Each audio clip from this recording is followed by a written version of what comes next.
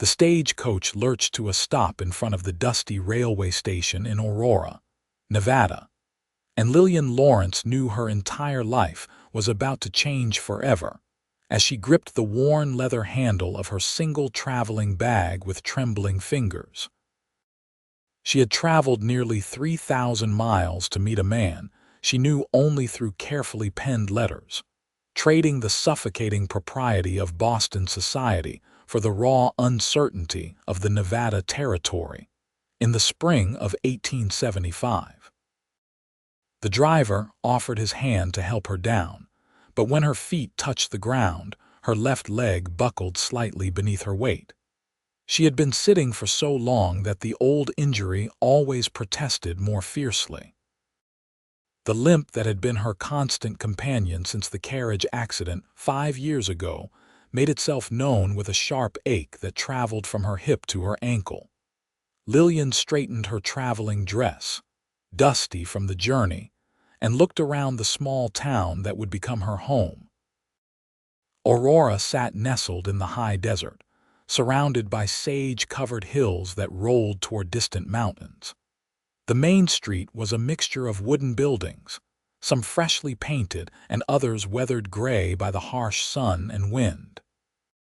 Miners, merchants, and cowboys moved along the boardwalks, and she felt their curious stares as she stood there, clearly out of place in her Eastern clothing. "Miss Lawrence." A deep voice spoke from behind her, and she turned to see a tall man approaching. He was lean and weathered, with sun-bronzed skin and dark hair that touched his collar beneath a wide-brimmed hat. His eyes were a striking blue-gray, like storm clouds over the ocean, and they held a mixture of hope and nervousness that she suspected mirrored her own expression. "Mr. Keller Finch?" she asked, her voice steadier than she felt. "Yes, madam." He removed his hat, revealing more of his face. He was handsome in a rugged way that was entirely different from the clean-shaven gentleman of Boston. A scar traced along his jaw, and his hands looked strong and capable. "I hope the journey was not too difficult." "It was long," she admitted, "but I am grateful to have arrived safely." She saw his gaze drop briefly to her leg as she shifted her weight, trying to ease the persistent ache. In her letters, she had mentioned the accident, but perhaps he had not fully understood the permanent nature of her injury. Many men, upon seeing her limp, had deemed her less desirable, damaged goods in a world that prized perfection in women. She lifted her chin, prepared for disappointment or even rejection. Instead, Keller stepped closer, his expression softening. "I have a wagon just over there. It is not fancy, but it will get us to the ranch. Would you like to rest a moment first? There is a bench in front of the general store." His consideration surprised her. "I would appreciate that, thank you." They walked toward the bench, and she was acutely aware of her uneven gait, the way her left leg dragged slightly with each step. But when she glanced at Keller, she noticed he had adjusted his long stride to match her slower pace, staying right beside her without comment or complaint. It was such a small gesture, yet it touched something deep inside her that had been wounded by years of pitying looks and whispered judgments. Once she was seated, he settled beside her, keeping a respectful distance. "I know this must all seem strange to you. Aurora is nothing like Boston, I imagine. No, it is very different." She studied the town with fresh eyes. "But I think I shall grow to love it. I hope so." He turned his hat in his hands, clearly searching for words. "Miss Lawrence, I want you to know that I meant everything I wrote in my letters. I am looking for a true partner, a wife who will share my life. The ranch is modest, but it is mine, and I work hard to make it prosper. I am not a rich man, but I am honest, and I will do everything in my power to provide for you and treat you with respect." Lillian felt warmth spread through her chest. "I appreciate your honesty, Mr. Finch. I should be equally honest with you. My family was not pleased with my decision to come west as a mail-order bride. They felt it was beneath me, or perhaps they simply wanted me to remain their burden. I have no dowry to speak of, and as you can see, my injury limits me in some ways. I do not care about dowries, he said firmly. And I do not see your injury as a limitation. I see a woman who was brave enough to travel across the country alone to start a new life. That takes more courage than most people possess. Their eyes met, and for the first time since the accident, Lillian felt truly seen rather than merely observed. She had expected awkwardness, perhaps even regret on his part, but instead she found genuine warmth and interest. "Shall we head to the ranch?" he asked after a few moments. "I have prepared a room for you, and my sister Martha has been helping get the house ready. She lives in town with her husband, but she comes out regularly. She is eager to meet you." "I would like that very much." Keller helped her to the wagon, offering his arm for support without making it seem like charity. His touch was gentle but steady, and she found herself grateful for his quiet strength. The wagon seat was higher than she anticipated, and she struggled briefly before he said, "May I?" and then lifted her easily when she nodded. He handed up her bag and then climbed up beside her, taking the reins of two sturdy horses. As they drove out of town, Lillian took in the landscape. It was April, and wildflowers dotted the hillsides in splashes of yellow and purple. The air smelled of sage and dust, and the sky stretched endlessly overhead, a brilliant blue that seemed impossible after Boston's often gray skies. "Tell me about your ranch," she said, wanting to fill the silence with something other than her nervous thoughts. "I raise cattle primarily, some horses too. I have about 200 acres, with good water from a creek that runs through the property. The house is small, only 3 rooms, but it is solid. I built it myself when I first claimed the land 6 years ago. I came west after the war ended, looking for a fresh start like so many others." "You fought in the war," his jaw tightened slightly. "I did. For the Union, though I try not to dwell on those years. I saw enough death and destruction to last several lifetimes. When it was over, I wanted nothing more than to find a quiet piece of land and build something good." Lillian understood that sentiment more than he knew. After her accident, when her fiancé had broken their engagement and her social circle had begun to treat her with either pity or disdain, she too had longed for a fresh start. "I think that is a noble goal. What about you?" he asked, glancing at her. "Your letters mentioned you worked as a teacher before the accident." "I did. I loved teaching, actually. The children did not care about my limp once they grew accustomed to it, but after my fiancé ended our engagement, my family decided it would be better if I stayed home. They worried about what people would say, having a crippled daughter working for wages." She heard the bitterness in her own voice and tried to soften it. "I am sorry. I should not speak so harshly of them. They meant well, I suppose. You have nothing to apologize for," Keller said quietly. "It sounds like they were more concerned with appearances than with your happiness." "Yes, I believe that is accurate." She paused, then asked the question that had been weighing on her mind since his first letter. "Why did you place an advertisement for a mail-order bride? Surely there are women here who would be interested in marrying you." He was quiet for a long moment, guiding the horses along the rutted road. Finally, he said, "There are not many unmarried women in Aurora, and those who are available tend to want different things than I can offer. Most are looking for miners who strike it rich, or merchants with shops in town. Ranch life is hard and isolated. As for why I chose you specifically, your letters showed intelligence and kindness. You wrote about books and ideas, about wanting a meaningful life rather than just a comfortable one. That appealed to me more than a pretty face ever could." Lillian felt her cheeks warm at his words. "That is very kind of you to say. It is simply the truth." He smiled at her, and she noticed how it transformed his face, softening the hard edges that outdoor work and difficult years had carved there. Besides, I should admit that I am not the most social person. I prefer the company of my horses and cattle to most people. I worried that a woman from around here might already know my reputation as a quiet, somewhat solitary man and would not be interested. I do not mind quiet, Lillian said softly. In fact, I prefer it to the constant chatter and social obligations of Boston society. They rode in comfortable silence for a while, and Lillian found herself relaxing despite her nervousness. The landscape began to change as they left the immediate vicinity of town. They crossed a shallow creek, and Keller pointed ahead to where a small house sat in a protected valley, with a barn and several outbuildings nearby. Cattle grazed in a fenced pasture, and she could see the glint of water from what must be the creek he had mentioned.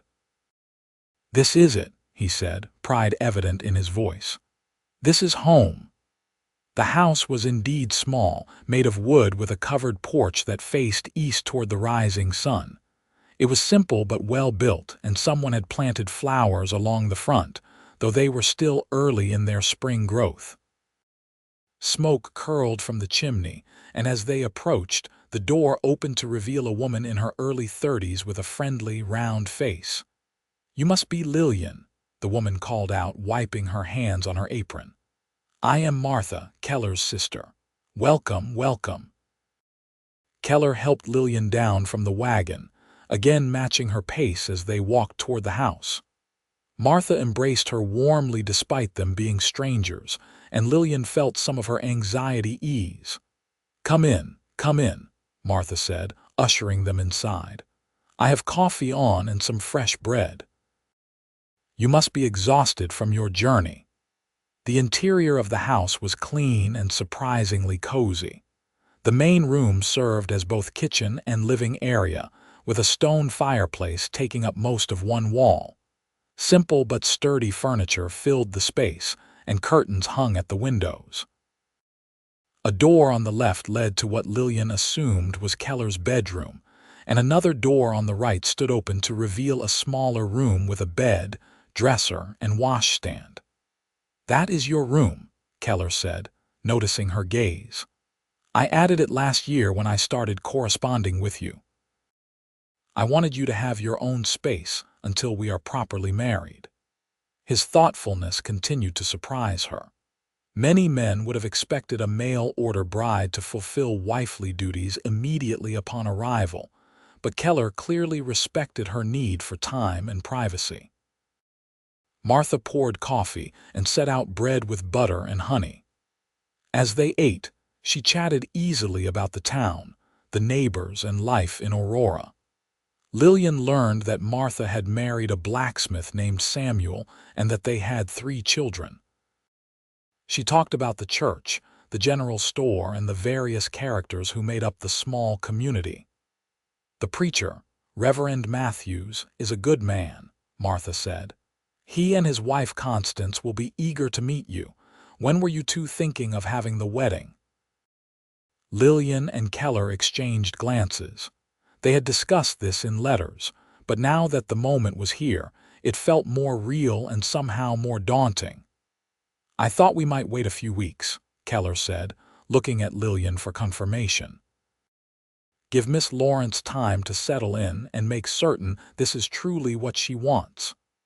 "I think that is wise," Lillian agreed, grateful for his consideration. "Though I should tell you that I have no intention of changing my mind. I came here to marry you and build a life together, and that is still my intention." His face broke into a genuine smile that made her heart skip unexpectedly.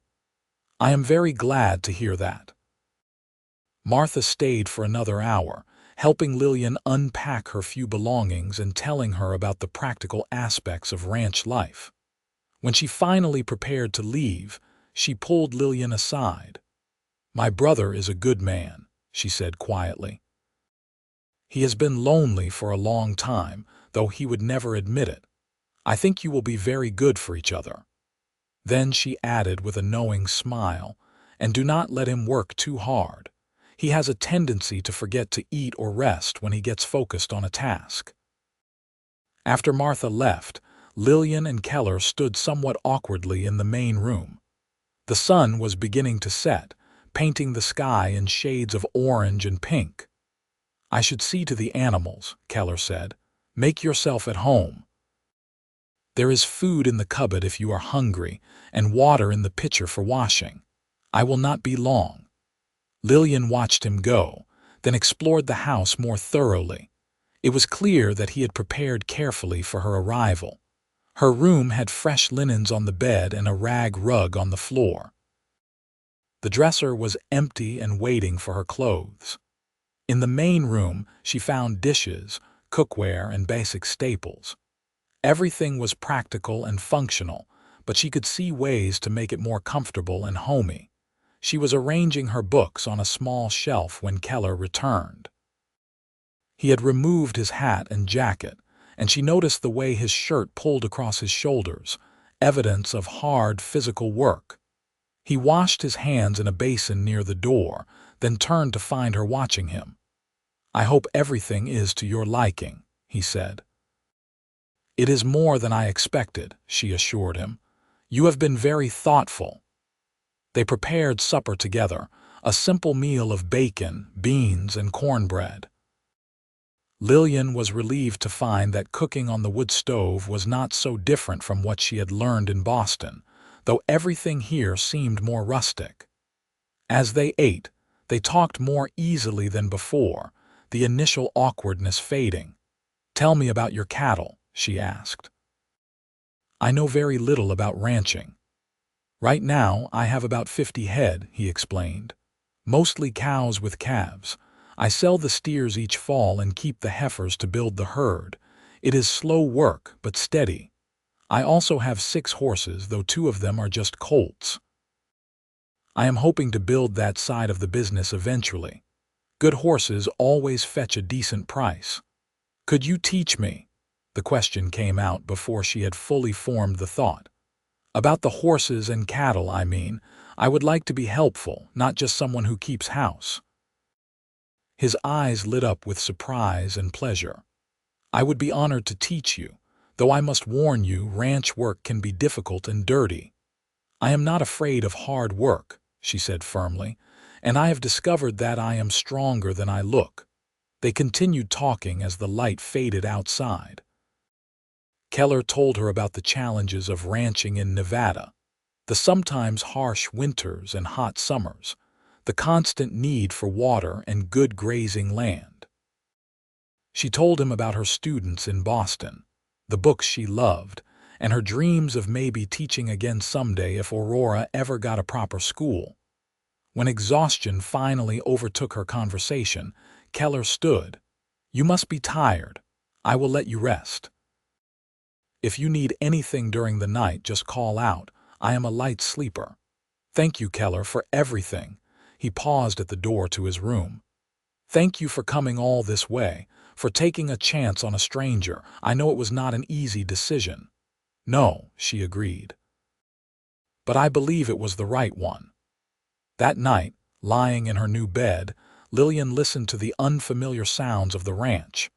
Wind whispered through the eaves, and in the distance, she could hear cattle lowing softly.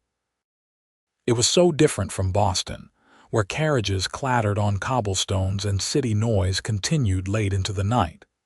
Here, there was space and quiet and possibility. Her leg ached from the long journey, and she massaged it gently, thinking about Keller's easy acceptance of her limitation. He had not treated her like she was fragile or broken. Instead, he had simply adjusted his pace to match hers, walking beside her as though it were the most natural thing in the world. That small act of kindness meant more to her than he could possibly know. The next morning, Lillian woke to the smell of coffee brewing. She dressed quickly in one of her simpler day dresses and found Keller already up, preparing breakfast. "I hope I did not wake you," he said. "I am accustomed to rising early." "Not at all. I want to learn your schedule." She moved to help him, and together they made a breakfast of eggs, bread, and coffee. After they ate, Keller said, "I need to ride out and check on the herd this morning. Would you like to come with me? You could ride in the wagon if the saddle would be difficult with your leg." "I would love to come," she said eagerly. "And I can ride, though I admit it has been a long time. I used to ride before the accident." "We will start slow," he assured her. "I have a gentle mare that would be perfect for you." They walked to the barn together, and again, Lillian noticed how he naturally slowed his pace to match hers. In the barn, she met the horses, including a sweet-faced bay mare named Rosie that Keller said would be hers to ride. "She is older and very calm," he explained, stroking the mare's neck. "She will take good care of you." With his help, Lillian managed to mount, though it took some maneuvering with her stiff leg. Once in the saddle, however, she felt a rush of joy. She had missed riding more than she had realized. They rode out across the ranch land, Keller pointing out various features and explaining his plans for the property. The morning sun warmed Lillian's face, and she breathed in the sage-scented air, feeling more alive than she had in years. "The cattle look healthy," she observed, watching the cows graze with their calves. "They have done well this spring," Keller agreed. "The winter was mild and we did not lose many. I have a good neighbor, Jonas Fletcher, who helped me when a few head wandered during a storm in January." Good neighbors are essential out here. As they rode, Lillian felt herself falling into an easy rhythm with Keller. He was patient when she struggled to guide her horse over rough terrain, offering tips without making her feel incompetent. When they stopped to rest near the creek, he helped her dismount and then spread his coat on the ground for her to sit on. "You are very considerate," she said as he settled beside her. "My mother raised me to respect women," he said simply. "She was a strong woman herself, had to be after my father died when Martha and I were young. She worked hard to keep us fed and clothed, and she taught me that true strength is not about dominating others but about lifting them up. She sounds like a remarkable woman. She was. She passed 6 years ago, just before I came west. I think she would have liked you." They sat in comfortable silence, watching the water flow over smooth stones. A hawk circled overhead, and in the distance, the mountains rose against the blue sky. "I want you to know," Keller said suddenly, "that I meant what I said about waiting to marry until you are ready. I know some men would expect immediate intimacy, but I want our marriage to be built on mutual respect and genuine affection.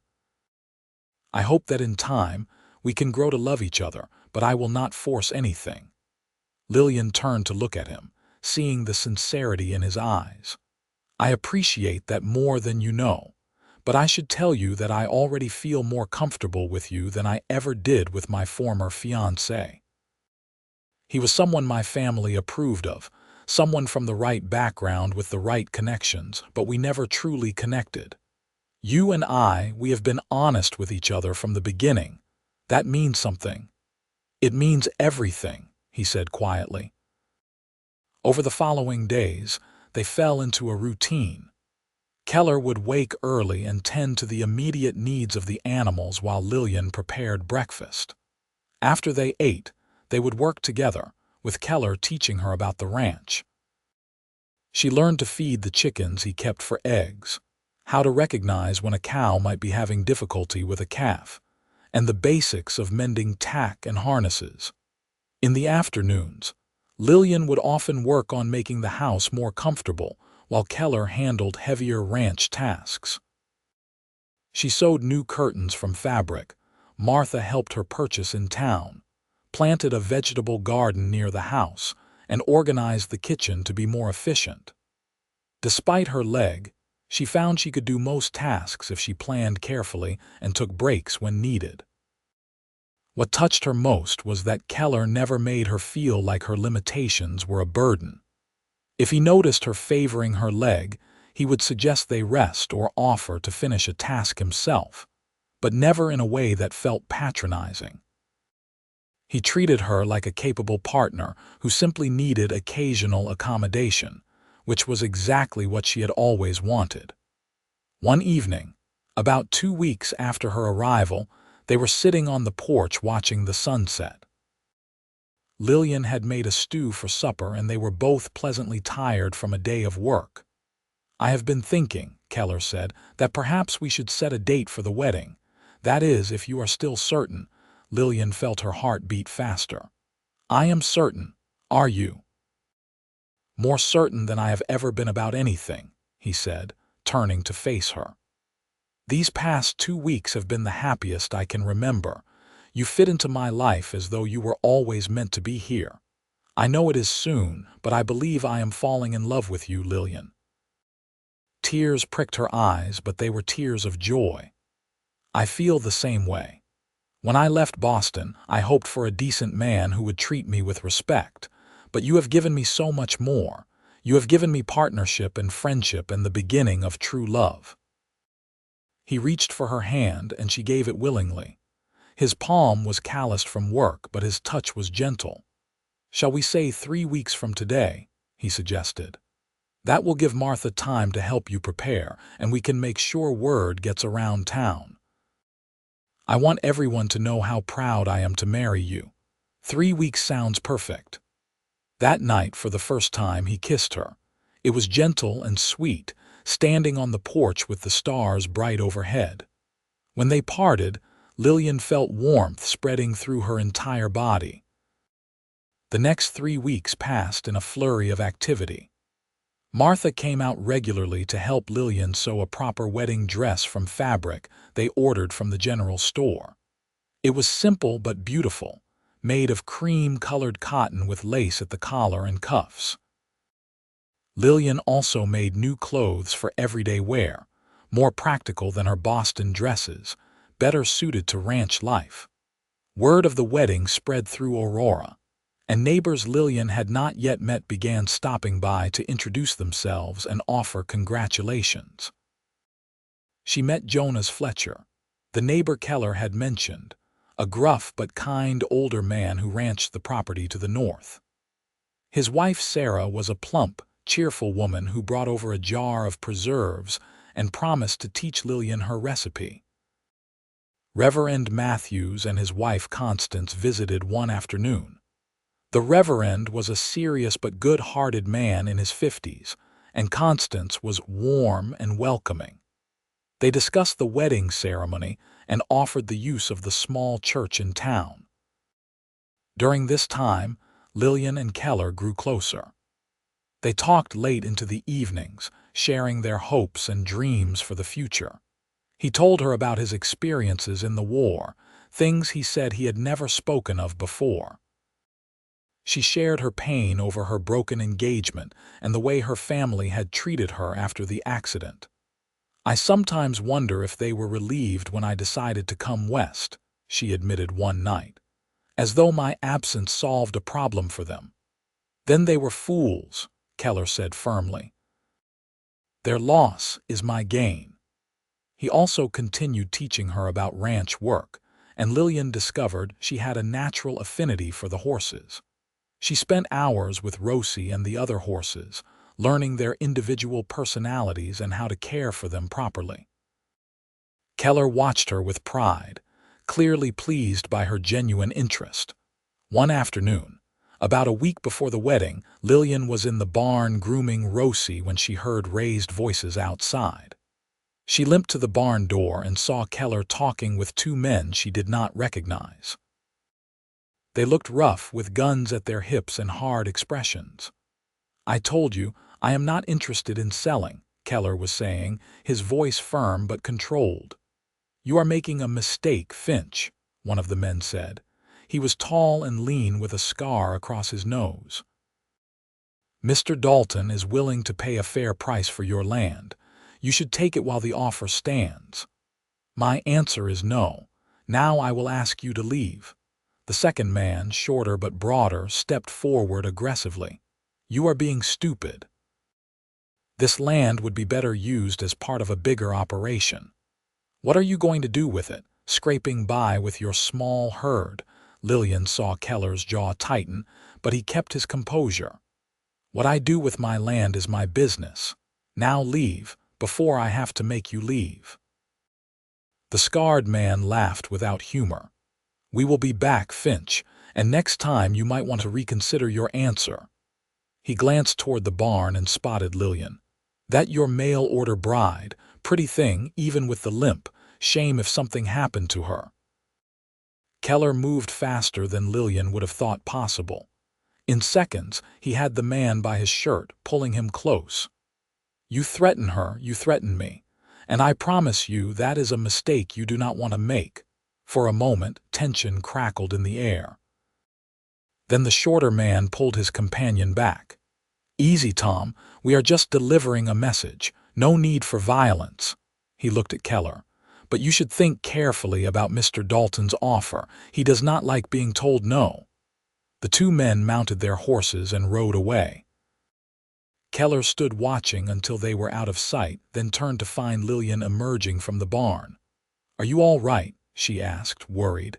I am fine. I am sorry you had to see that. He walked over to her, his expression troubled. Those men work for Zachary Dalton. He owns the biggest ranch in the area and has been trying to buy up smaller properties. He approached me last year and I turned him down. I did not think he would send his men out here to pressure me again. Will they come back? Lillian asked, fear creeping into her voice. I do not know. Maybe.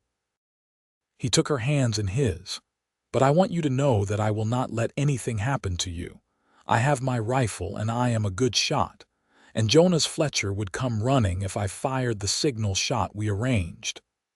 I am not afraid, Lillian said, though her voice shook slightly. Not if we are together. He pulled her into an embrace, and she felt safe in his arms despite the threat that had just been made. We will get married as planned, he said firmly. I will not let Dalton or anyone else disrupt our lives. That evening, Keller rode over to Jonas Fletcher's ranch to tell him about the visit. When he returned, he reported that Jonas had experienced similar pressure from Dalton's men, but had also refused to sell. Jonas suggested we both keep a closer eye on our stock, Keller said. Dalton is not above rustling cattle or causing other trouble to pressure people into selling. The incident cast a shadow over the final week before the wedding, but Lillian refused to let it dampen her happiness. She and Keller remained vigilant, but they also continued their preparations. Martha came out the day before the wedding to help Lillian with final details, and Sarah Fletcher brought over a beautiful cake she had baked. The wedding day dawned clear and bright.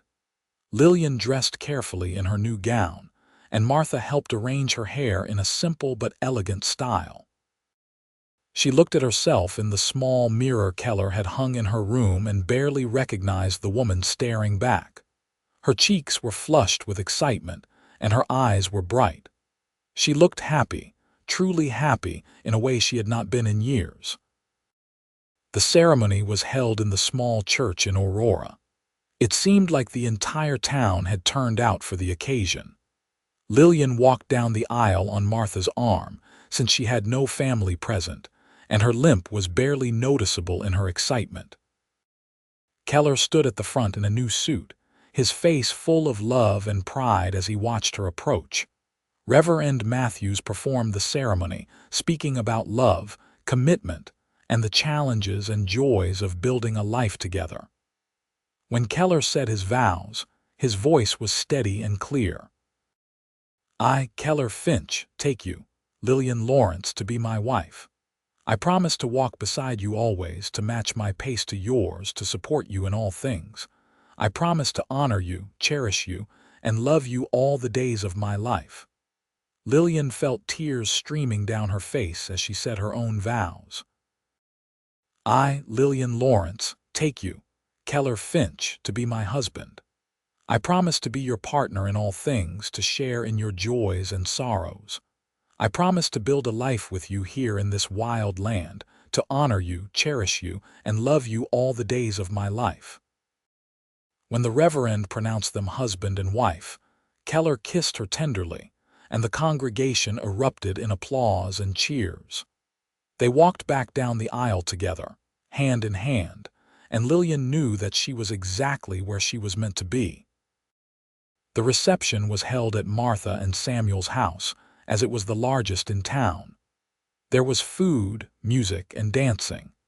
Lillian could not dance much because of her leg, but Keller held her close for one slow dance, and she felt as though she were floating. As the sun began to set, they said their goodbyes and rode back to the ranch in the wagon, now truly man and wife. The house seemed to welcome them home, and Keller carried Lillian over the threshold despite her laughing protests. "It is tradition," he insisted, setting her down gently in the main room. That night, they came together as husband and wife, and Lillian discovered that physical intimacy, when it came with love and trust, was beautiful and profound.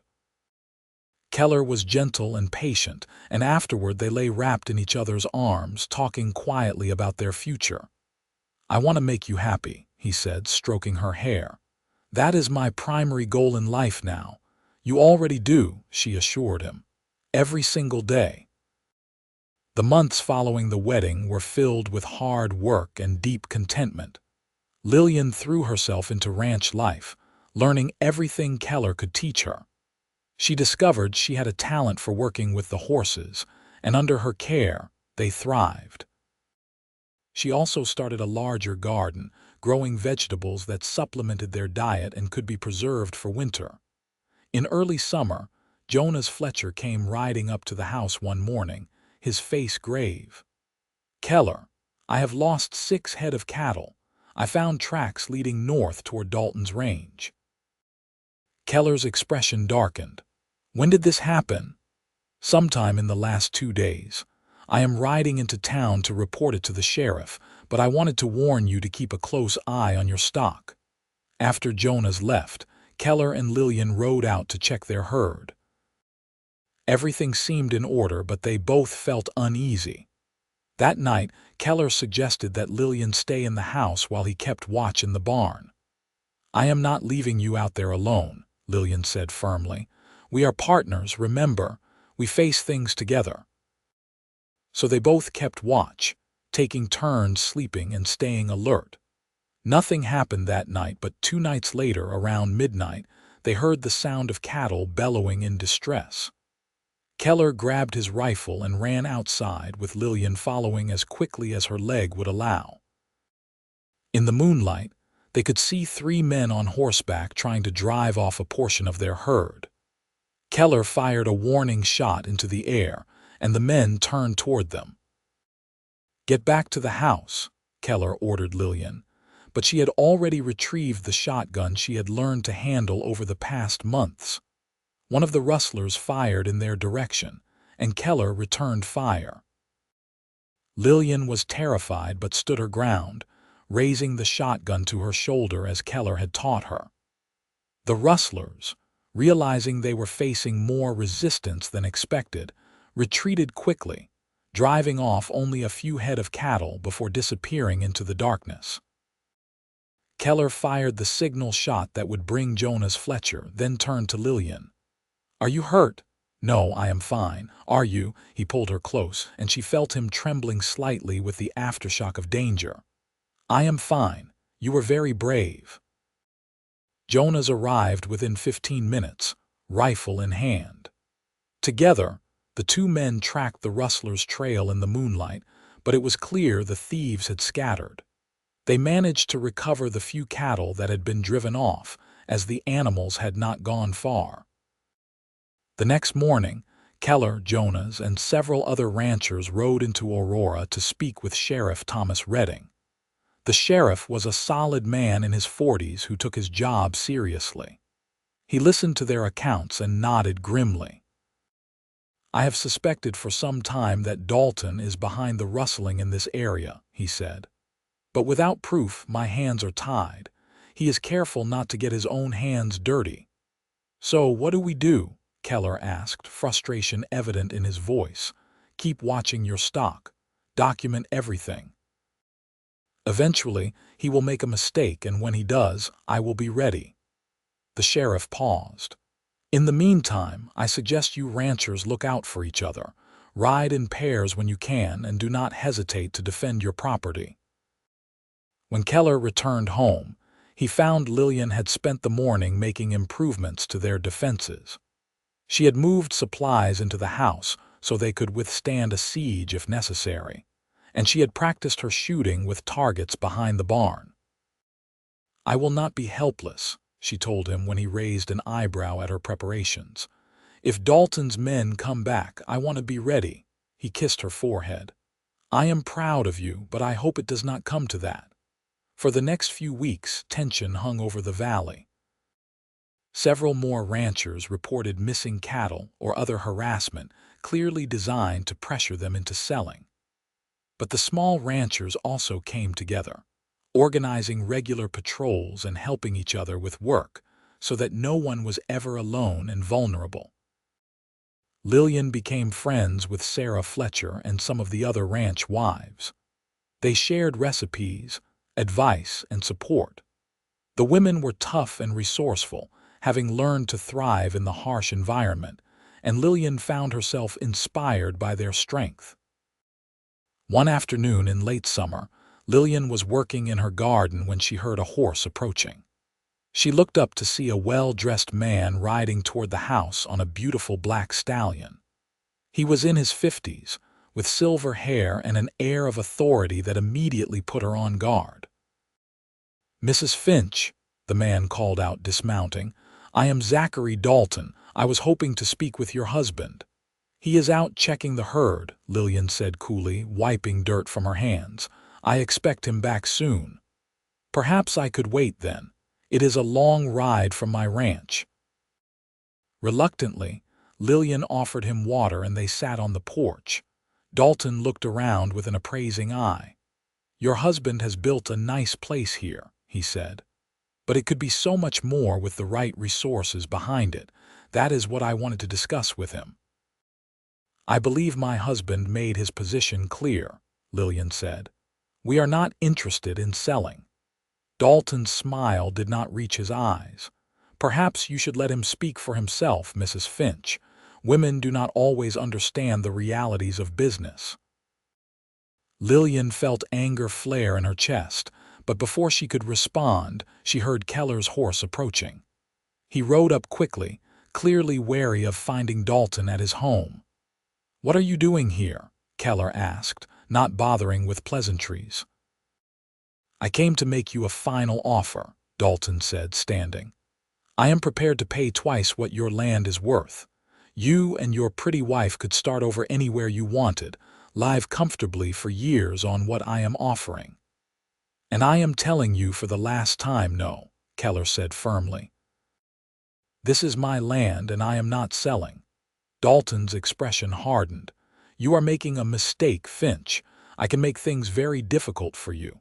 Are you threatening me on my own property?" Keller's hand moved closer to the rifle on his saddle. "I am simply stating facts." Dalton mounted his horse. "But do not say I did not give you a chance to do this the easy way." He tipped his hat mockingly at Lillian. "Good day, Mrs. Finch. I hope you do not come to regret your husband's stubbornness." After he left, Keller held Lillian close. "I am sorry you had to deal with that alone." "I handled him just fine," she assured him. "But Keller, I am worried. He seemed so confident, as though he has something planned." "I am worried too. I think we should stay extra vigilant." They did not have to wait long.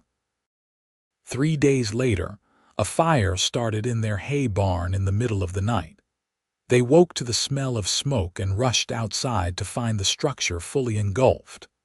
Despite their efforts to put it out, the barn and all the winter hay stores were lost. Sheriff Redding came out the next morning and examined the remains. "It was deliberately set," he confirmed, showing them evidence of where the fire had started. "This was arson, no question." "It was Dalton," Keller said angrily. "Who else would do this? I agree, but again, I need proof. Did you see anyone? They had not. The fire had been set while they slept, and the arsonist had disappeared into the night. The loss of the hay was a serious blow. Without it, they would struggle to feed their cattle through the winter. Jonas Fletcher came by that afternoon with an offer. I can spare some hay from my stores, enough to get you partway through, and we can organize a community effort to cut more before winter sets in. Other neighbors made similar offers, and Lillian was moved by the generosity of their new community. Together, they organized work parties to cut and store hay. Lillian helped cook meals for the workers, and despite the setback, she felt their community bonds growing stronger. But Dalton was not finished. Over the following weeks, fences were mysteriously cut, allowing cattle to wander. Water was poisoned in one of their watering holes, killing 3 cows. Each incident was designed to wear them down, to make the constant struggle seem not worth the effort. One evening, exhausted from another long day of repairs and salvage, Keller sat with his head in his hands. I am so tired, he admitted. Sometimes I wonder if we should just sell and start over somewhere else. Lillian knelt beside his chair, taking his hands in hers. Do you remember our wedding vows? You promised to walk beside me always. Well, I am right here beside you, and I am not giving up. This is our home, our land, our future. We will not let Dalton drive us away. He looked at her with such love and gratitude that her heart ached. How did I get so lucky to find you? We found each other, she corrected. And we are strong enough to weather this storm. The turning point came in early autumn. One of Dalton's own ranch hands, a young man named Peter, came to Sheriff Redding with information. Peter's conscience had been bothering him, and he was willing to testify that Dalton had ordered his men to harass the small ranchers, including setting the fire at the Finch Ranch. Sheriff Redding arrested Zachary Dalton and several of his men on charges of arson, rustling, and intimidation. The trial, held in the county seat, drew attention from across the territory. Peter's testimony, combined with evidence the sheriff had been carefully gathering, was enough to convict Dalton. He was sentenced to 10 years in prison, and his ranch was put up for sale to pay restitution to his victims. When Keller and Lillian returned home from the trial, they stood together on their porch, looking out over their land. It was late September, and the aspens in the distant hills were turning gold. It is finally over, Keller said, pulling Lillian close. No, she corrected gently. It is finally beginning. Our real life together, without fear hanging over us. That winter was hard but manageable. With the hay they had gathered and the compensation they received from Dalton's estate, they were able to feed their herd and even purchase a few more cattle. Lillian proved herself invaluable during the cold months, helping Keller with the daily tasks and keeping the house warm and comfortable. She also discovered, with both excitement and nervousness, that she was pregnant. She told Keller on Christmas morning, giving him the news as a gift. His face lit up with joy, and he held her carefully as though she might break. Are you happy? She asked. Happy does not begin to cover it, he said, kissing her thoroughly. You have given me everything I ever wanted. The pregnancy was not easy. Lillian's leg caused additional problems with her balance, and she had to be more careful in her movements. But Keller was endlessly patient and attentive, taking over the heavier tasks and making sure she rested when needed. In late July of 1876, with Martha and Sarah Fletcher attending her, Lillian gave birth to a healthy baby boy. They named him Samuel Matthew Finch, after Keller's father and the reverend who had married them. The baby had his father's dark hair and his mother's green eyes, and Keller was utterly besotted from the first moment he held his son. He is perfect, Keller whispered, tears streaming down his face as he looked at his wife and child. You are both perfect. Lillian, exhausted but elated, smiled at her husband. "We made him together. He is a product of our love." The months after Samuel's birth were a blur of sleepless nights and endless wonder. Lillian managed to continue helping with lighter ranch tasks while caring for the baby, though Keller insisted she not push herself too hard. They hired a young man named David Carson to help with some of the heavier work, giving Keller more time to spend with his family. Samuel grew quickly, a happy baby who seemed to take everything in with serious eyes. Keller would carry him around the ranch, talking to him about the animals and the land, and Lillian would watch them with a full heart. In the spring of 1877, with Samuel approaching his first birthday, Lillian discovered she was pregnant again. This pregnancy was easier than the first, perhaps because she knew what to expect. Their daughter, Grace Elizabeth Finch, was born in January of 1878 during a snowstorm that made it impossible for the midwife to reach them in time. Keller ended up delivering his own daughter with Lillian's guidance, and the experience brought them even closer together. Grace was a calm baby, content to watch the world with wide eyes that were the same blue-gray as her father's. Samuel, now a toddler, was fascinated by his little sister and would sit beside her cradle for hours, pattering to her in his own language. As the children grew, the ranch prospered. Keller's careful management and Lillian's contributions had built their herd to over 100 head of cattle, and they were gaining a reputation for breeding quality horses. They added rooms to the house, expanding it to accommodate their growing family. Lillian also achieved a personal dream when Aurora finally established a proper school in 1879. She became the teacher, working 3 days a week while Sarah Fletcher or Martha watched the children. Keller built her a small cart that was easy for her to drive despite her leg, so she could get to and from town independently. Life was not without its challenges. They lost cattle to harsh winters and disease.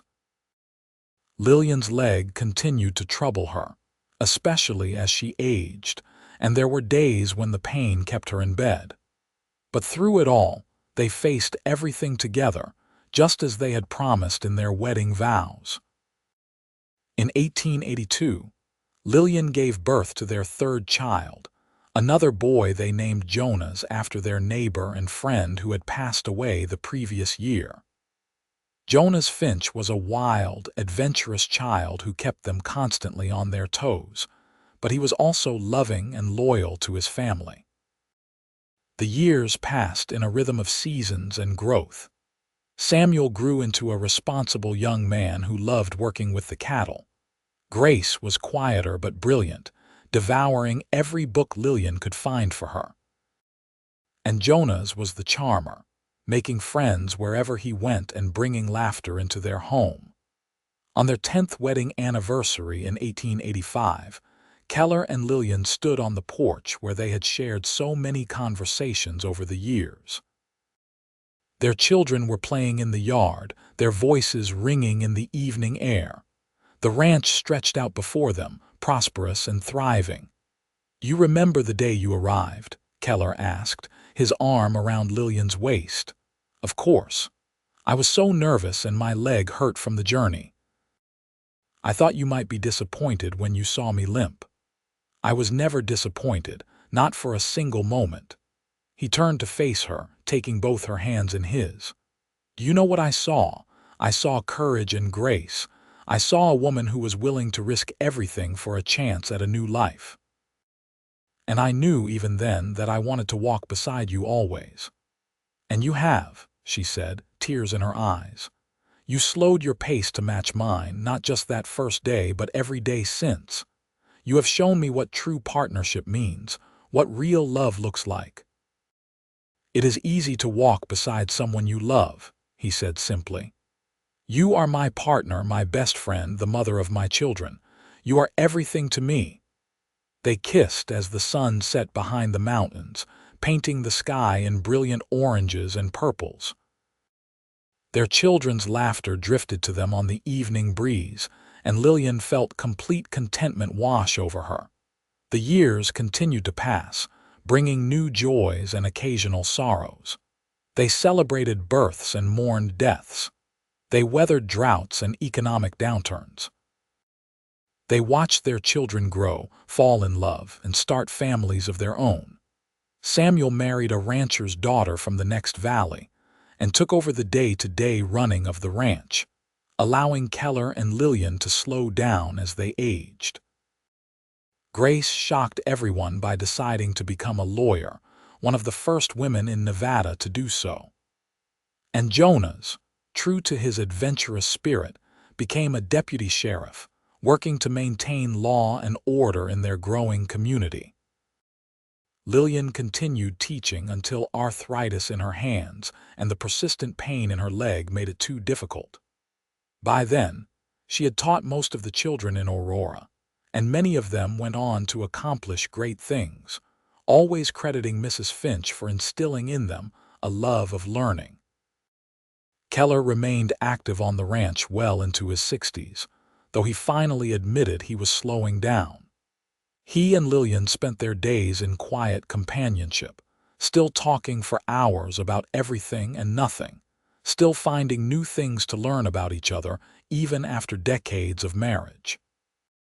On a warm June evening in 1905, 30 years after Lillian had first arrived in Aurora, they sat on their porch watching the sunset. They were both in their 70s now, gray-haired and weathered by time and sun, but still deeply in love. "You have any regrets?" Lillian asked, leaning against Keller's shoulder. "Not a single one," he said firmly. "My only wish is that we had even more years together." "We have been blessed," she said softly. "We found each other across thousands of miles. We built a life and a family. We have loved deeply and been loved in return. What more could anyone ask for?" "Nothing," he agreed. "Absolutely nothing." Their grandchildren came running up to the porch, begging Grandpa Keller to tell them stories about the old days, about fighting off Dalton's rustlers or building the ranch from nothing. Keller obliged, as he always did, and Lillian listened with a smile, even though she had heard the stories countless times. Later, after the grandchildren had been collected by their parents and the house had grown quiet, Keller helped Lillian to bed. Her leg had been bothering her more than usual lately, and climbing stairs had become difficult. They had moved their bedroom to the main floor years ago, into what had once been Lillian's room when she first arrived. "You remember this room?" she asked as Keller helped her settle under the covers.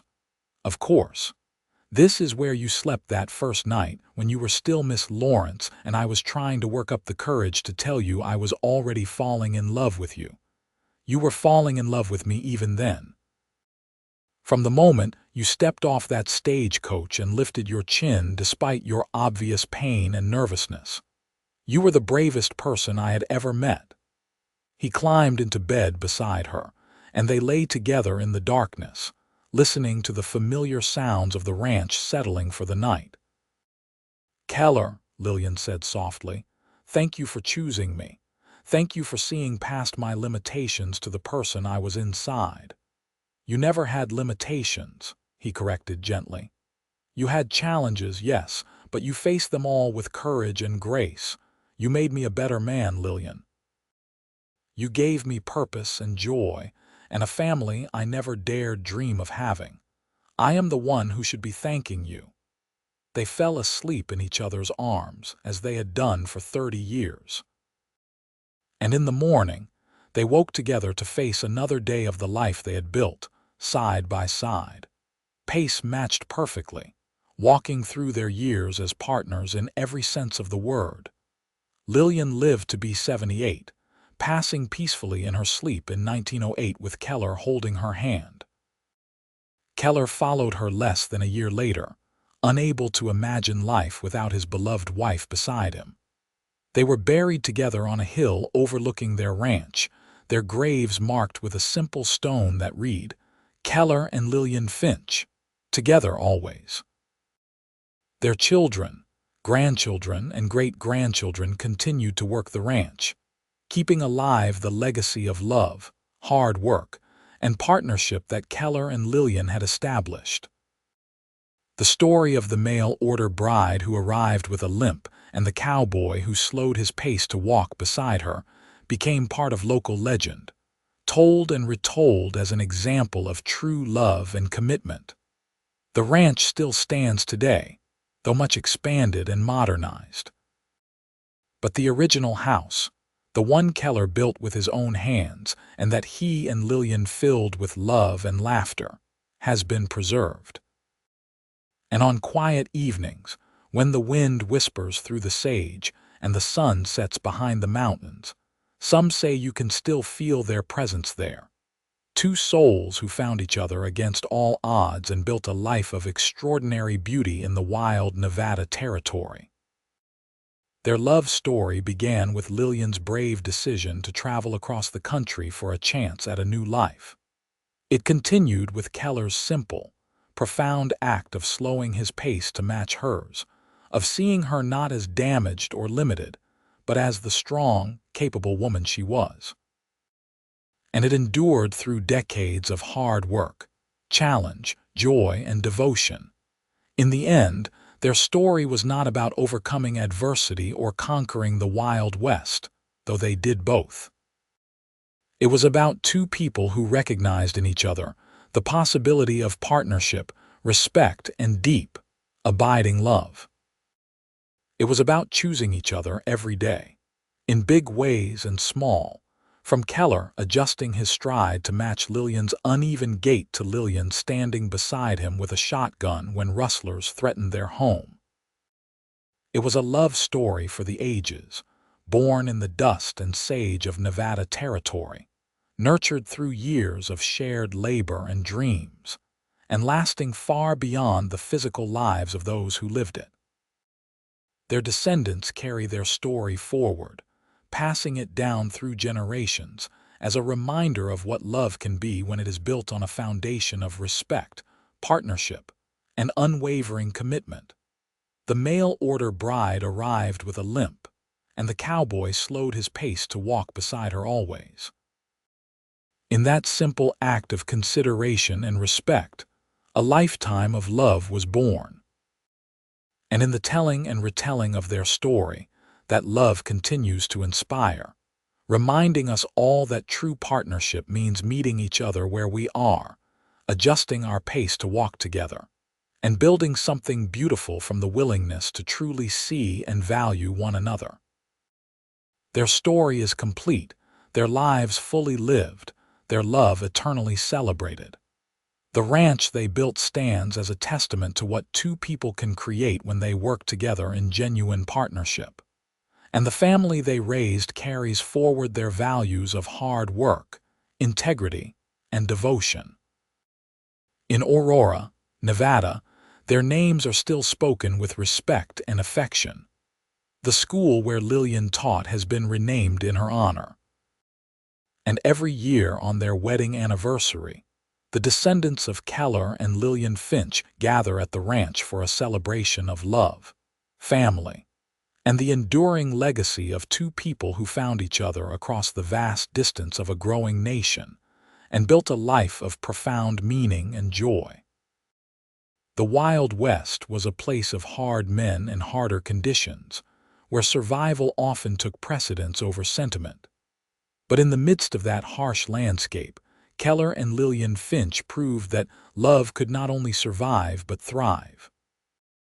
They showed that true strength lies not in domination, but in partnership, not in rushing ahead, but in walking together at a pace that allows both partners to thrive.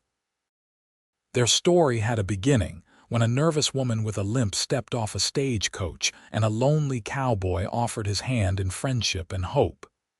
It had a middle, filled with the rich tapestry of daily life, work, challenge, and joy. And it had an ending, peaceful and complete, with their love having created a legacy that would outlive them both by generations. Keller and Lillian Finch lived, loved, and left a mark on the world that time cannot erase. Their story is complete, their ending happy and fully resolved. They faced their challenges together and emerged victorious. They built a family that flourished. They created a home that sheltered generations. And most importantly, they loved each other completely and unconditionally until the very end of their days. This is their story, complete and whole, a testament to the power of love, respect, and partnership in even the wildest of places. May it inspire others to seek that same depth of connection, to be willing to adjust their pace for someone they love, and to build something beautiful and lasting from the foundation of mutual respect and genuine affection. The end of their story is not sad, for they lived full, rich lives surrounded by love. It is triumphant, a celebration of what two people created together. And though Keller and Lillian are gone, their love remains, etched into the very land they called home, living on in the hearts and memories of all who knew them or heard their tale. This is the story of a mail-order bride who arrived with a limp and the cowboy who slowed his pace to walk beside her always. It is a story complete, resolved, and deeply satisfying. It is a story of the Wild West, but more than that, it is a story of love that transcends time and place. And now, their story has been told in full, from beginning to end, with nothing left unresolved and everything in its proper place.